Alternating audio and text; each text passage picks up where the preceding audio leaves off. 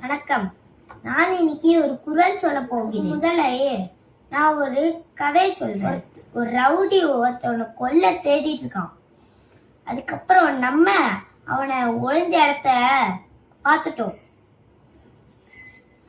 அந்த ரவுடி கேக்குறான் நம்மகிட்ட, அந்த பையனை எங்கேயாச்சும் நீ பாத்தியா அப்படின்னு. அப்ப நம்ம உண்மை சொல்லுமா பொய் சொல்லுமா?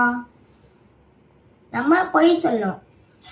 ஏன்னா நம்ம பொய் சொன்னா அது மற்றவங்களுக்கு நல்லதுன்னா அது உண்மை இடத்த எடுத்துக்கும். அதுக்குன்னே திருவள்ளுவர் இது ஒரு குறள் வச்சிருக்காங்க. அந்த குறளை சொல்றேன்.